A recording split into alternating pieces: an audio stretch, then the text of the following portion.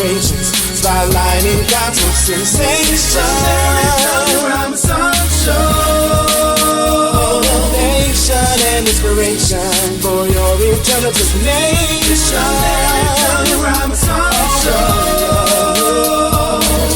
Let's talk about it. It's the Mary W. Robinson Show.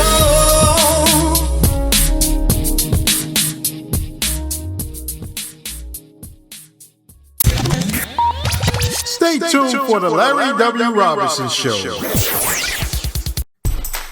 Celebrated media personality Larry W. Robinson presents Gospel Updates.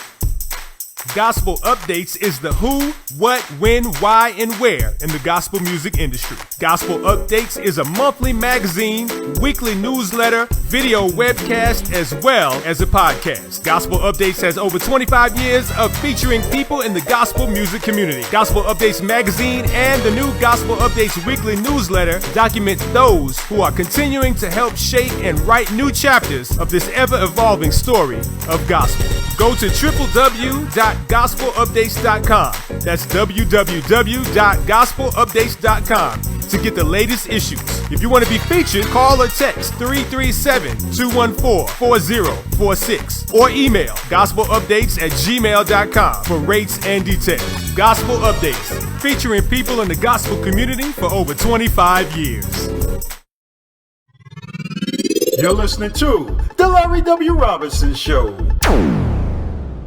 You are invited to the Black Business Honors, an award celebration designed to honor local owners and employees of Black businesses, as well as encourage an entrepreneurial spirit and networking in the Black community. Here's what others had to say. I'm attending the Black Business Honors to show support for many of my friends who have stepped out on courage, staying true to their purpose, for network opportunities, and just to be part of positive happenings in our community. I am attending the Black Business Honors because I look forward to connecting with and encouraging all other Black business owners. I simply want them to know that it's never too late in life to follow your dream. It's going to be an amazing experience. For tickets, date, time, and the location, go to blackbusinesshonors.com. That's blackbusinesshonors.com.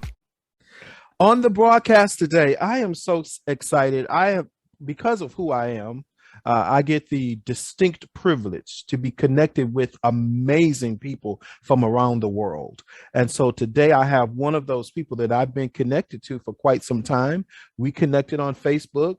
I think he saw one of my interviews with Dr. Paula Price, as well as Larry Reed was on the broadcast together with Dr. Price. And he saw that interview, and we've connected, and we've been connected ever since. But Elexio, Baillou, I hope I said that right. You did pretty good. Well, look, give them I'm gonna call you Lex for the Mr. Baillou for the rest of the conversation, but give them the correct. Okay, Lex. So give them the correct pronunciation of your name. Okay. Well, first of all, thank you so much for the opportunity to be here. Oh, my pleasure. It is Elexio Baillou. My first name is Spanish. My last name is French. Interestingly enough, my middle name is Lawrence Imran. Lawrence is English and Imran is Arab. But yeah, Elexio. I'm not going to try it. And the last name, Baillou, is French. Elexio Baillou. All right. But since we're friends, I'm going to call you Lex like normal. Yeah, so man. We're going to go That's with why I Lex. tell people to call me all the time. Just Lex. Lex.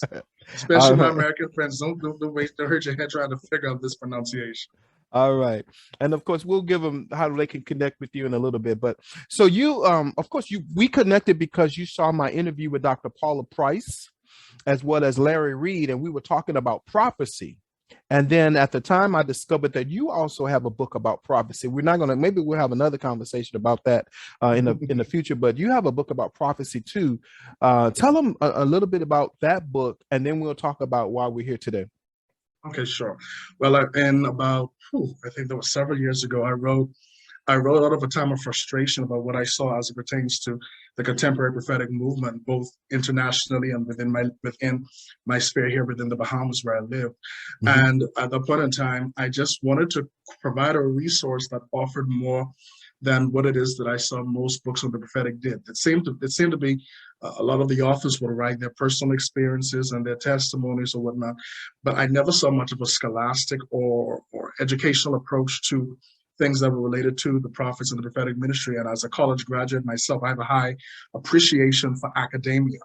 And I've always had a deep conviction, and it has shown up in how I preach, teach, and minister, that by and large, my approach is going to be very, very much didactic in that sense. And so I love research, I love information, I love being able to take what may be considered to be a very ethereal concept and these things, especially when you talk about prophets and the prophetic, dealing with it in such a way that it is not necessarily void of its mystery, but that it can make sense to people. And unfortunately, what tends to happen is that many times people who are in fact prophets can't give an explanation as to what it is that they do, why it is that they are, how it is that they are, how they know that they know.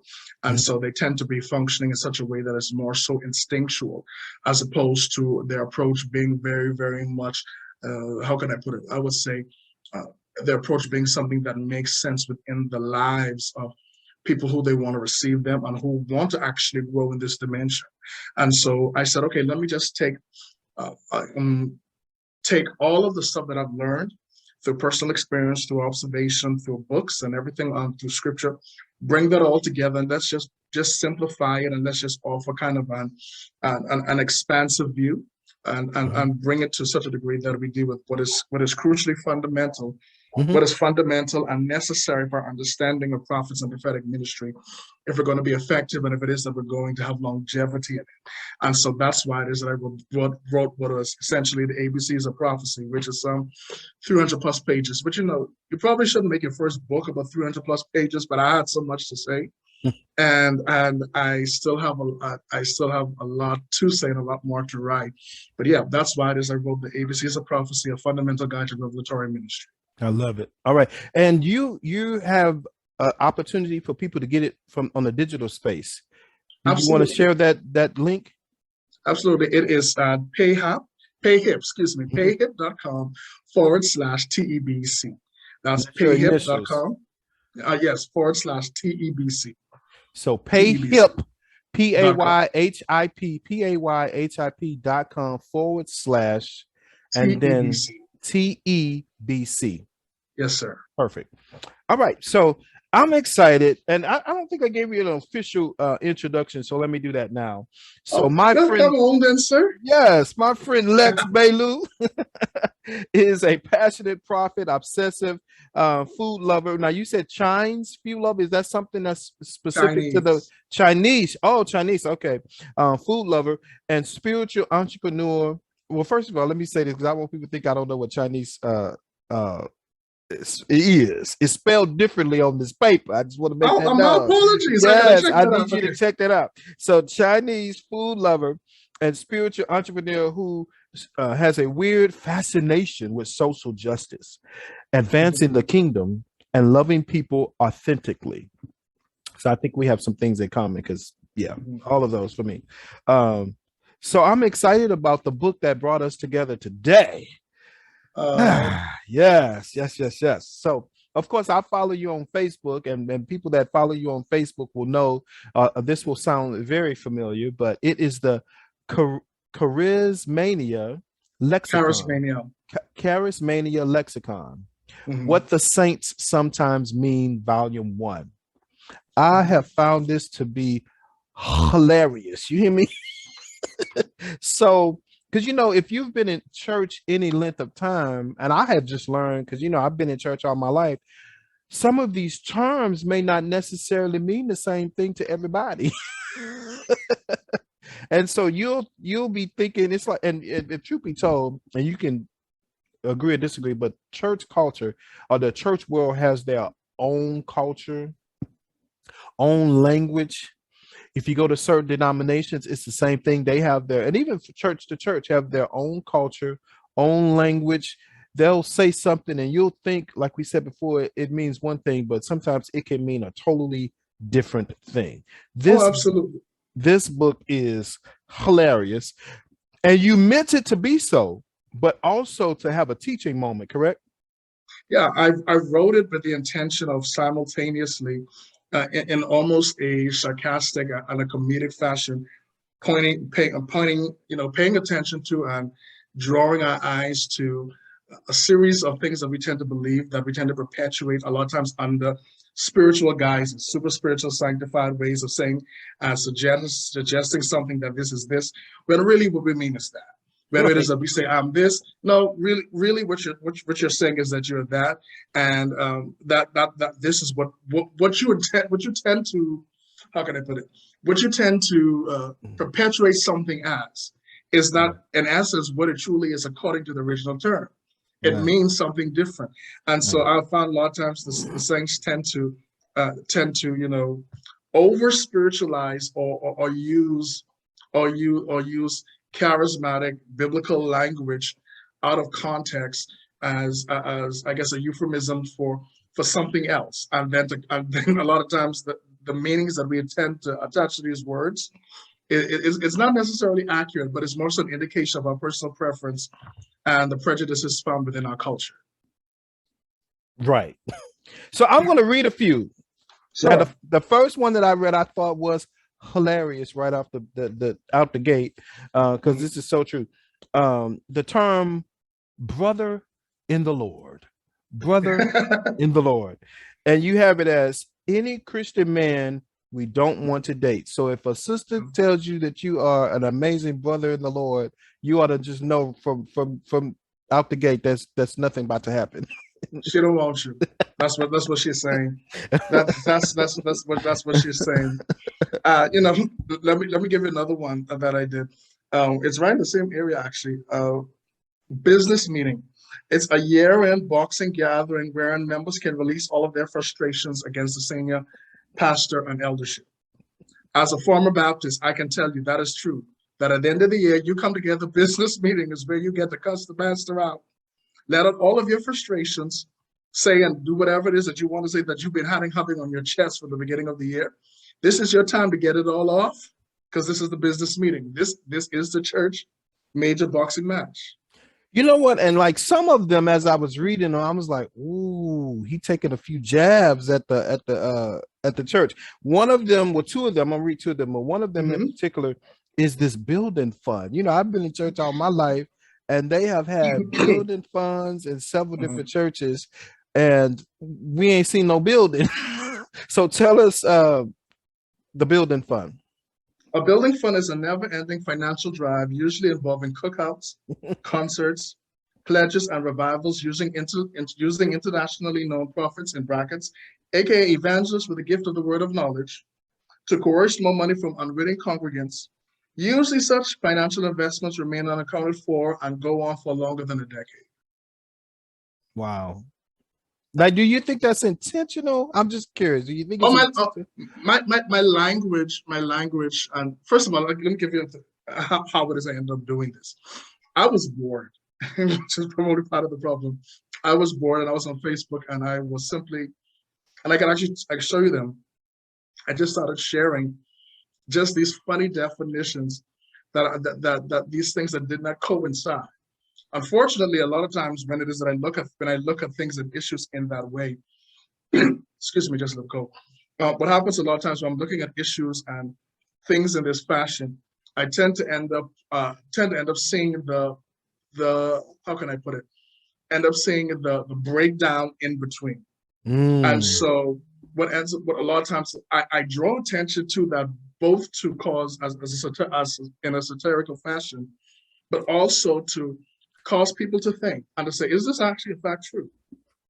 And so when you look at the whole issue of the building fund, it isn't because I don't think churches shouldn't have them or that we don't need money. What I'm saying is that a lot of times the way that we handle finances, especially things of this nature, is without a high level of accountability and seeing things through, and usually involves a measure of manipulation that cause things to happen. Wow. And so we look at all of these terms, and for example, when I said celibacy is unwanted times of sexual drought and disengagement for singles. Listen, that thing was funny to me. Because a lot of times that is how it is. Well, you know what? Let's break this down, because I just want to hear, like, You know, sometimes I hear stuff and stuff. Celibacy, you says unwanted times. Now, this is for Christians, right? Okay, so unwanted times of sexual drought and disentanglement for singles. Disengagement for singles. Well, you know, Jada's Pickett Smith got that disentanglement in my head, or entanglement in my head. But disengagement for singles. So now, if I'm reading this according to your definition, you're basically saying Christian singles are having sex, but during this time of celibacy, they go through sexual drought and disentanglement, disengagement. What I was saying is that a lot of times when people say that they're celibate, what they're actually saying is that they're miserable. They're miserable and sexually frustrated in essence. That is hilarious to me. That's really what a lot of times what they tend to be saying. And so, you know, you'll hear people talk about, okay, yes, you know, I've embraced celibacy, or I've taken a vow of celibacy, or I'm abstinent. These things aren't done or embraced in the spirit in which it is that it should have been. It's really just them. Could be two things. One, ain't nobody want to sleep with them, if we be quite honest, or it could be a simple fact. The simple fact of the matter is that they're just not happy with this particular point of this particular posture. And so I said, that's why it's unwanted. Because I realized a lot of people who were saying this type of stuff, it was unwanted. They wish they could be dropping it low and turning up. Really and truly, that's what they wish that they could have been doing, but they weren't able to. So that's yeah. When you say you're celibate, okay, so you're going through an unwanted time, sexually. So pretty much right now. You know, you said something so funny. We was at a revival, and that's also in here. We're not going to tell the definition today, but a revival.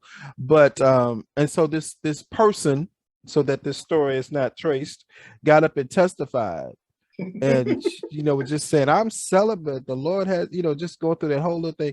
And I promise you, somebody behind me said, nobody wants you anyway. I was like, oh my God, why?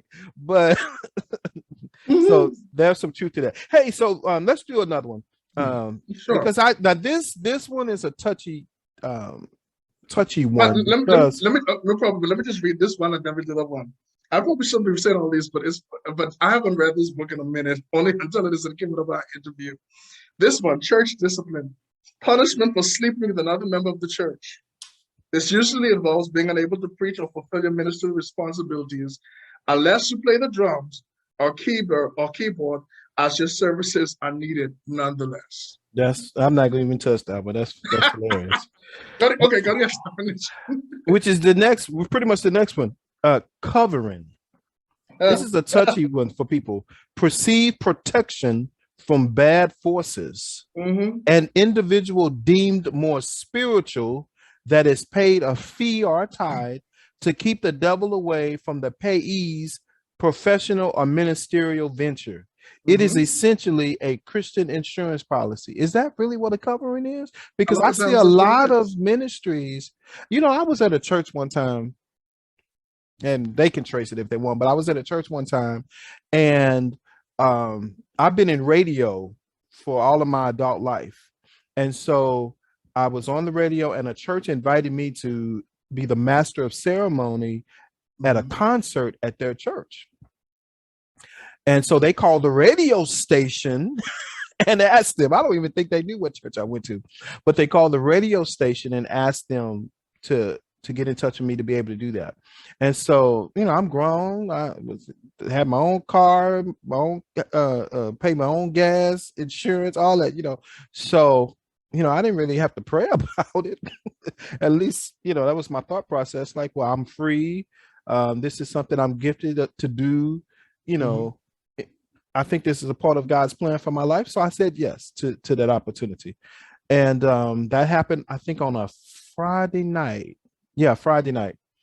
Sunday morning, I'm coming in church, and one of the greeters, I hope that's not in here, but one of the greeters of the church said that the pastor wanted to see me.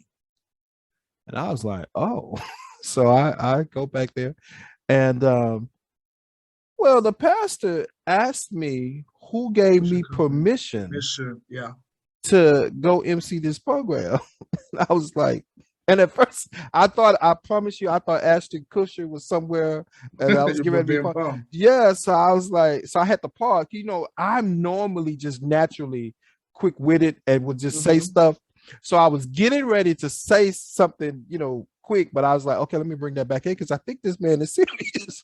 So I said, okay, now explain that, ask me that again, to give myself time not to Yeah. throw out a crazy answer. But long story short, he mentioned that word covering because my answer initially was I gave myself permission. I'm grown. But so then he mentioned the word covering and said, because you're part of this ministry, you're a representative of this ministry. And we just want to not necessarily give you permission, but just to cover you. But I still, even in that moment, I'm not gonna say I agreed or disagreed, but at the same time, in my I mind, I call was it thinking, witchcraft. well, in my I, mind, I was just thinking like, I I didn't need permission. And so I was it talking to is. somebody else about that. And so they gave me this is why this one stood out. And we could almost do a whole show just on the word covering because certain ministries take that thing seriously. Like, Yeah, and here in this part of my issues with covering, I've been against it for years now, for several reasons. Number one, and this is part of my problem with the charismatic community. We have a tendency to take terms and ideas that are passed down from one individual to another, and we never track the actual uh, root, of these concepts. The term covering comes out of a 70s shepherding movement, which was birthed as a result of a coalition between four pastors that include Derek Prince from Europe, and the purpose of it was to facilitate what they perceived to be the safety of the saints and discipleship. Now, what occurred is that literally there was a mechanism of control that ended up happening, because what they were seeking to do is to facilitate this great level of accountability and regulation, obviously with sincere intention for to see that people were safe and that they were doing well. But it quickly became very, very toxic and proved to be demonically originated, so much so that Derek Prince, one of the originators of the concept, called it falsehood and error. So what ended up occurring then is, as time went on, the charismatic community, particularly in the 90s, when we saw the emergence of the ministry of the apostle and and this when this prophets, happened. there came to be this belief that they needed to do several things at once: validate themselves and the need for their presence and the need for their authority over the saints and what it is that they have the capacity to provide, because pretty much everyone just had a pastor.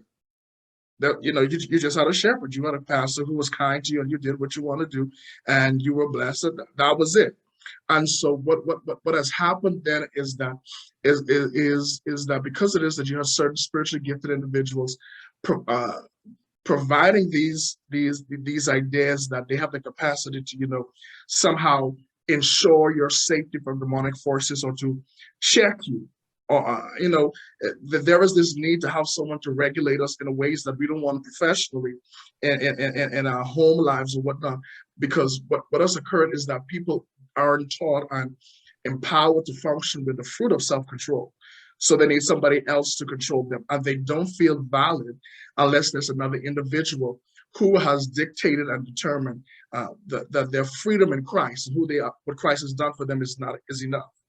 So that's why it is that they want this covering. That's why they want this person to, in essence, prove them. This person, in essence, to ensure that they make it into these heights of impact and influence that they think that they're supposed to be. So you ended up with a top-down, marketing chain. You end up with a system with one person at the top who is the supposed superior spiritual power that we elevate them to, and that their capacity, their gifting, or their mantle, the spiritual presence that they possess, is enough to apparently cover all of these individuals and to ensure that we're both valid and that we are able. The caveat, though, is that all the people who be doing this covering ain't got none. So I keep trying to figure out who is the ultimate covering, because who covering you if you covering me? Who doing all of this covering? And the very thing that Christ came to deliver us from, which was from a system of control, we have entered back into. And you still see people functioning in a very subservient fashion. being enslaved in many ways, particularly amongst my millennial churches. Lord of mercy, it's exhausting. And they hold on to these ideas because it's a subtle form of slavery that it is rooted in. It's a subtle form of oppression, and anything that holds us together that is not based on one simple thing of love is actually demonically birthed in nature. Is not the nature of God. So, the only covering, first of all, Jesus Christ is the head of the church. Number two, last time I checked, we're built on the foundation of apostles and prophets. So if you're a leader, you're not actually at the top. You're actually supposed to be at the bottom, uplifting people. Because if you are the ceiling or the covering, eventually when that ceiling or that covering cracks, it falls on top of the people. Which is why you end up with cultures now when it is that leaders end up in scandals or have some type of breakdown, the entire body organization falls apart because it is built under this person as the covering. He is in essence, he or she typically is the man. He is the person head on. And whenever something isn't working with him, then everyone is supposed to suffer. That's not the nature of God. That's not kingdom, and that's definitely not family. But it is a good way to hustle the saints, and it's a good way to convince people that you are supernaturally more capable than you are. And I see it time and time again. And the way in which is that it has infiltrated the charismatic Pentecostal Black community is deeply well, let me ask, saddening. listen, let me, because we can go on and on, but I just want to ask a direct question. Sure. Do you think many of the leaders that use that term covering or operate in the covering, I don't want to say spirit because we give everything a spirit, everything is a spirit, but just use paradigm? that term. Yes, paradigm, a thought process of covering. Do you think they're doing it intentionally as you have described it, or do you think they have just done what they've seen done before them? And that they have good intentions? Like I heard a minister say that he do it for protection of the saints, kind of what you described. But let's stop at the back. How are you as one individual, as human as me, how are you going to quote unquote protect me from life? Or if it is, I don't know if it's protect me from life, but no, literally, a lot of these ideas. Let me say this. Okay, I will answer the first part of your question. I think there are three answers. I think that there are people who typically use it definitely with the intention to manipulate, coerce, control, and repress. I think there are people who do it in part by ignorance, because as well as the fact of the matter is that this is the only thing that they know, that their intentions may in fact be good. And then I think that there are people who genuinely don't know any different, and they think this is a healthy way and a form of leadership. Because what happens is that as long as leaders, and there's no biblical reference for covering. There is no biblical support for it. The last time I checked, the covering that you see, the Ark of the Covenant had a covering. The tabernacle had a covering, but that's, I guess, your skin is the covering for your body, but you do not see this perpetuated by the Apostle Paul or the early church fathers. And then because if you're going to use the whole idea of covering, okay, who was Paul's covering? Because it definitely wasn't Peter, it wasn't James, the brother of Jesus. And who was Jesus? Was Jesus covering John the Baptist? When it is that Jesus the Christ died, then who becomes the covering for the 12 apostles? You do not see these paradigms. Do not see these paradigms in approaching ministry from a purely scriptural. If you're going to be faithful to the text, you have to eisegete scriptures. You have to impose these ideas into the text. And then what happens is, the truth means that because we don't have a culture of people who are, number one, taught to function with self-control. Number two, as people who were once slaves, it is more natural to people of color to embrace suppression and oppression and ideas that keep them down, because we need a master. Wow. Hopefully a nice master. And so usually the term for master, because you could be a master and still treat your slaves well. And some people like that. Wow. You know what? It's so interesting. I flipped the page and the next thing I see, and we'll just end here, because we could talk about this all day. Oh, you know what? Speaking of that, I have a video that I'm going to suggest people go watch, just because it just came to my remembrance that you were talking. 10 ways to tell if the church you attend is a cult. 10 ways to tell. I'll put it in the description. Wherever you're watching this, I'll put it in the description area. But you could just search on YouTube. Just put Larry W. Robinson, 10 ways to tell if the church you attend is a cult. And I would suggest you go there too, because the discussion in the comment section basically is saying some of the same things that you're saying now. Yeah. But 10 ways to tell if the church you attend is a cult. Okay, this is page number 14 in the book, and we're going to end here. Error. Any theological perspective that contradicts our own. We'll end. Go get the book. How can they get it? You could get it. You could do 2 ways. You could go to payhip.com/TEBC. That's payhip.com/TEBC. You can purchase it there, or you can reach out to me here on social media. I love to add more followers and more friends or whatever. And I'm quite sure Larry's going to make sure that, my URL is available for you all. So yeah, anytime you want to ask any questions or reach out to me, those of you who are listening, and definitely you, Larry, just feel free to hesitate. We got to do another one of these. This was good. Oh, absolutely. I'd love it. I would absolutely love it. Thank you much. And this has definitely been fun. All right. So I'll let you say your the correct pronunciation of your name, and then I'll call you my name. All right. Whenever It is Elexio Baillou. Elexio Baillou. Lex Baillou. Thank you for being a guest on the broadcast today. Bless you. Thank you so much for having me today. My pleasure. You are invited to the Black Business Honors, an award celebration designed to honor local owners and employees of Black businesses, as well as encourage an entrepreneurial spirit and networking in the Black community. Here's what others had to say. I'm attending the Black Business Honors to show support for many of my friends who have stepped out on courage, staying true to their purpose, for network opportunities, and just to be part of positive happenings in our community. I am attending the Black Business Honors because I look forward to connecting with and encouraging all other Black business owners. I simply want them to know that it's never too late in life to follow your dream. It's going to be an amazing experience. For tickets, date, time, and the location, go to blackbusinesshonors.com. That's blackbusinesshonors.com. Stay tuned for the Larry W. Robinson Show. Celebrated media personality Larry W. Robinson presents Gospel Updates. Gospel Updates is the who, what, when, why, and where in the gospel music industry. Gospel Updates is a monthly magazine, weekly newsletter, video webcast, as well as a podcast. Gospel Updates has over 25 years of featuring people in the gospel music community. Gospel Updates magazine and the new Gospel Updates weekly newsletter document those who are continuing to help shape and write new chapters of this ever-evolving story of gospel.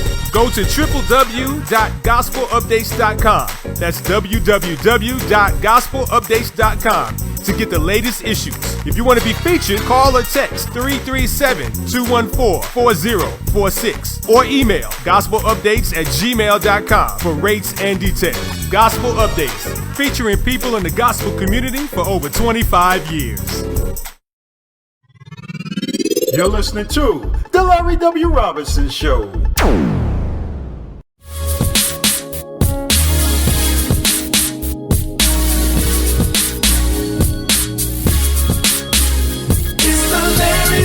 Robinson Show.